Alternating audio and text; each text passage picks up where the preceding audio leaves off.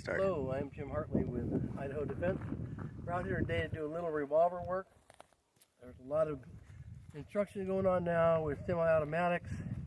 The revolver still has a place in our opinion for self-defense, but it's a different set of skills than the semi-automatic game. We're going to show you a few things you need to be aware of with the revolver as you're shooting it, maintaining it, and working with it in combat situations.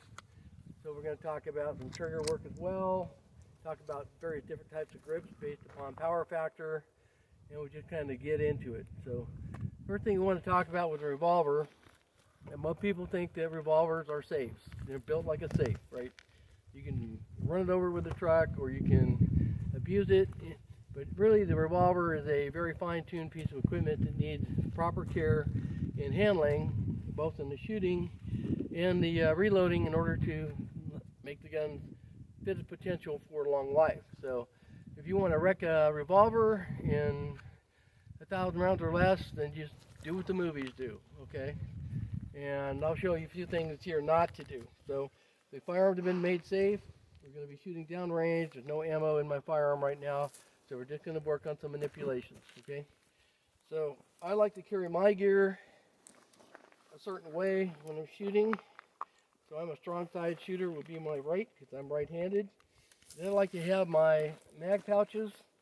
There are two ways to carry my mag pouches based upon whether I want to speed load with one hand or two. So I usually carry two pouches on the left-hand side and one pouch for backup on my right-hand side, okay? So what you don't do with the revolver is, once the cylinder is open, the one thing you do not want to do is do the John Wayne flick, okay, to close the cylinder. And when you do that, you're going to put all that pressure on your parts here that are finely tuned, like your ejection rod, okay, and the back end of your ejection rod, and make it hard on the inside of the firearm, on the frame, that little hole right there that retains your cylinder when everything's latched shut, okay? So you never John Wayne, okay? Next thing you want to be aware of is how to properly open and close your cylinders, okay? So in order to do that, you want to make sure that the speed button is all the way forward, okay? Make sure you got proper engagement all the way forward before you try to open the cylinder. When you open the cylinder, you want to use 2 digits on this hand and push it open and get a good grip, okay? Then you can do your reloads, as we'll demonstrate later, okay? But you notice that we don't want to half drag it and pop it out, because now you're going to drag the back half of that ejection rod against the inside of your frame, and you're going to start wearing that hole, okay? So that's one of the first things that you will do if you want to ruin the gun, and basically start getting some of that worn and sheared out of there, okay? You really can't do much with that. You just got to replace the gun, okay? So all the way forward, through with 2 digits to get a firm hold. Now the gun's under your control, okay? That's the first step. After we load, we want to close the cylinders on a revolver, get a good grip on the gun, and just push it shut from the top, okay? You want as little rotation as possible on that cylinder, okay? Until it clicks, okay? You don't want to slam it. You don't want to spin it, okay?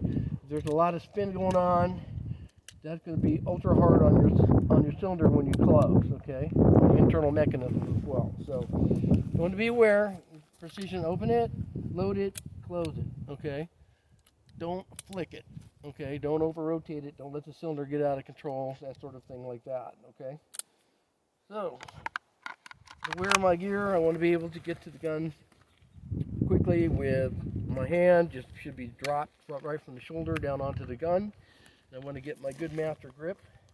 I only want one grip, and I don't want it flopping around. In order to be fast on the gun, you want to make sure you can get to it in a natural motion, and you get good solid gripping on the grip right from the rig, okay? My other hand should be able to come right down on my speed loaders, either on my right hand, okay, or my left hand, okay? All right, so those are the basic wear of the gear, okay?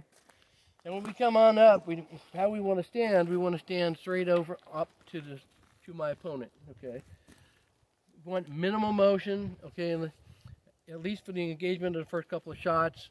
And then when the fight's on, of course, you have to learn and shoot and move and that sort of stuff and shoot to cover.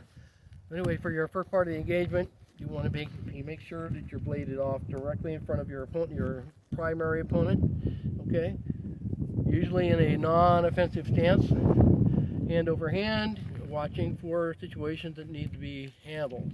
If it comes out with a knife or a gun, you got to operate. Okay, so the advanced stage, we would actually step aside, right or left, as we do the draw. However, in a particular situation, we're going to just teach you how to get the mechanics of the draw first before we actually get into any movement, okay? So the actual motion of the draw then would be on the gun solid, straight up, rotate the gun, okay, to the touch point and straight out into the target, okay? So if you do this properly, you'll be married up with the sights at the extension of my elbows, okay?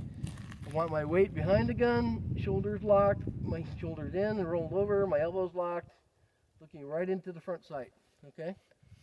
And that will be natural to do if you got the proper medium tight grip on the gun from the holster, up, out, in, and you should be in the target area, okay? Nice natural motion. So you notice I'm not pushing the head down to the gun or throwing the gun up to my face. I'm just doing nice, natural, smooth motion into the target area, okay? So my grip, medium tight. I want to be reinforced behind the back strap. I don't want this. That means the gun is too big for you, and I don't want my finger all the way extended in here. With a small grip, properly sized gun should allow you just to get a nice firm grip. Roll over your fingers. Knuckles should be fairly aligned, and the finger should be able to drop directly on the trigger, okay? Either on the pad or at most on the first knuckle, okay? Okay, so we'll establish that grip right from the draw, up, rotate and in. The secondary hand just reinforces. So here we got a gap, roll it on in, okay? But notice I push my thumbs down. I do not want to have the thumbs up like I do if I'm shooting a semi, because if I get in the front of the gas, there's a lot of gas that can be coming out like a razor blade on both sides of that forcing cone. So if you get anything in front of it, you're going to be in trouble, right? So it's popular for a semi-automatic shooter to lay the thumbs down straight like so. Okay, but for a revolver, we just want to fill the gap and bring the thumb down, okay? Or if I got a very large recoiling gun, I can go over my thumb, okay? I want the handgun as high up in the web of my hand as I can, because that's the fulcrum, okay? So if I got my hand down here, I'm going to get a lot of whip. Be tiring to shoot, and I might not be able to control the gun, okay? So I want to make sure that I'm high up in the web. So I got lots of a fulcrum to rotate around, okay?